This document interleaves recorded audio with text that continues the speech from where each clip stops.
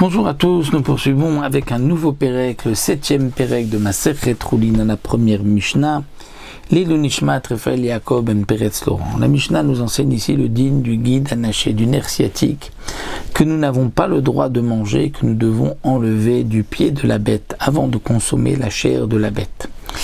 Le din de guide anaché que nous allons voir dans ce Pérec, nous dit la Mishnah, Noeg, il s'applique Ba'aretz, en Eretz Israël ou Bechutz Aretz, même en dehors d'Israël. Étant donné que c'est une mitzvah à Begoufo, c'est-à-dire qu'il ne dépend pas de la terre, donc il est même une obligation, même en dehors d'Israël, Bifnei Habayit, Bifnei Habayit, qu'il y ait un Beth Amikdash ou qu'il n'y ait pas de Beth Amikdash, ceci n'est pas lié au Beth Amikdash.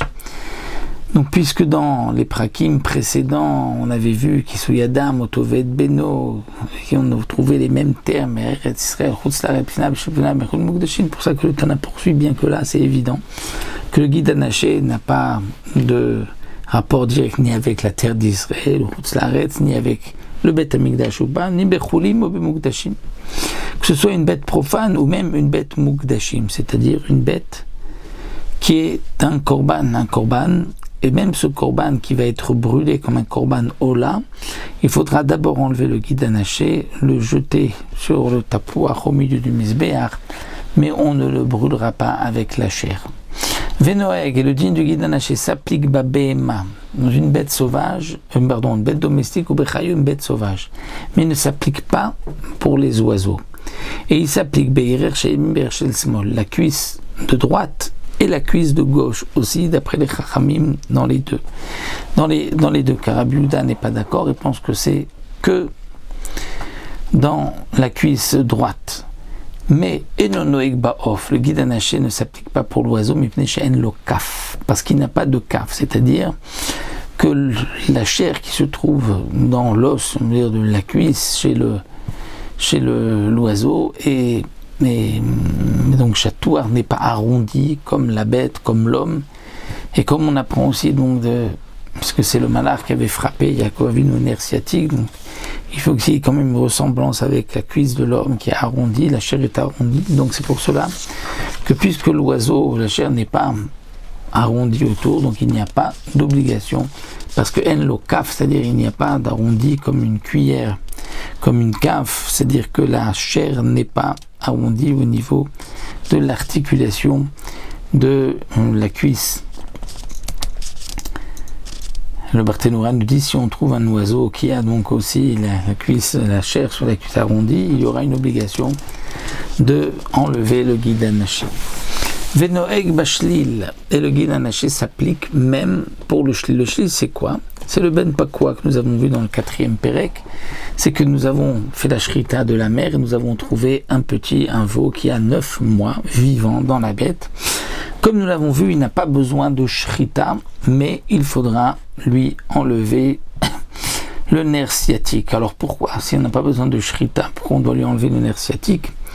Nous avons vu plus haut que, aussi à propos de la graisse, celui qui est permis par sa mère, la graisse n'est pas interdite. Alors justement, c'est qu'il y a là dans notre Mishnah une marloquette entre Tanakama ici qui est Rabbi Meir et Rabbi Yehuda tout de suite.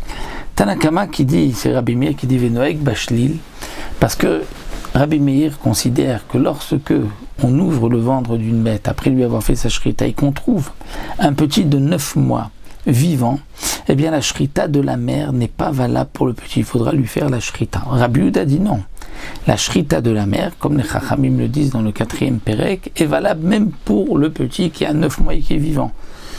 C'est-à-dire que s'il était mort ou s'il avait moins que 9 mois, 8 mois, la même Rabbi Meir est d'accord qu'il a la shrita de la mère, et donc le guide anaché est permis.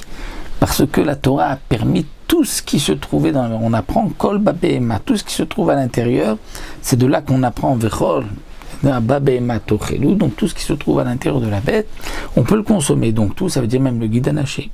Donc si, lorsqu'on fait la shrita de la mer, le petit est permis par la shrita de la mer, alors le guide anaché sera aussi permis. Donc ce qui est marqué Noeg bashlil, c'est-à-dire qu'il y a une obligation d'enlever le guide anaché dans le shlil, ça c'est d'après Rabbi Meir qui pense qu'il faut aussi lui faire la shrita. Et Rabbi Yehuda, mais non, et non Noeg bashlil, parce que pour Rabbi Yehuda, on n'a pas besoin de faire la shrita même s'il a 9 mois et qu'il est vivant. Et donc automatiquement le guide anaché sera un permis parce qu'il fait partie kol babéma, tout ce qui se trouve dans la bête on le mangera.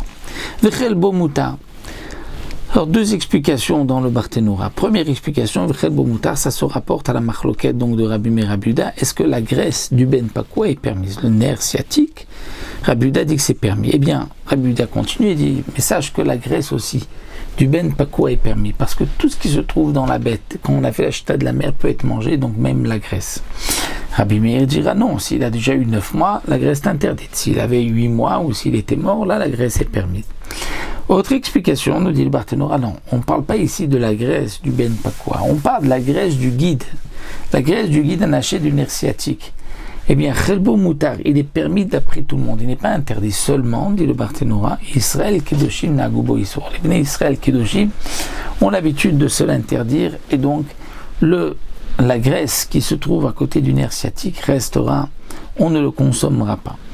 Rabbi Meir pense que le shochet, le tamar, celui qui vend la viande, une fois le tabar, on appelle le shochet, une fois le tabar, c'est celui qui vend la viande, et donc celui qui vend la viande, ici, Rabbi Meir considère qu'on ne peut pas lui faire confiance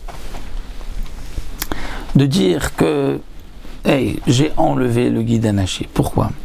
Parce qu'étant donné que c'est pas simple, c'est difficile de l'enlever, eh bien, Rabbi Meir pense que on ne fait pas confiance.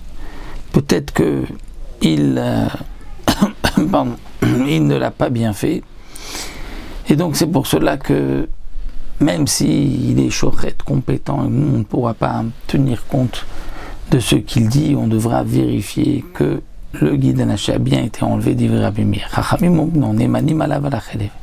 Les Chachamim disent non, on peut lui faire confiance, même s'il y a effectivement un dérangement et que c'est pas facile d'enlever le guide anaché, mais le tabar, s'il nous dit je l'ai enlevé, on lui fait confiance, de même s'il dit que la graisse je l'ai enlevée, on lui fait confiance.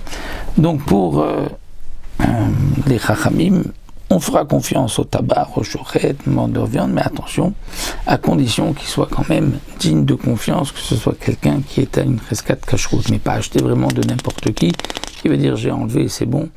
Il faut faire confiance à celui qui est digne de confiance.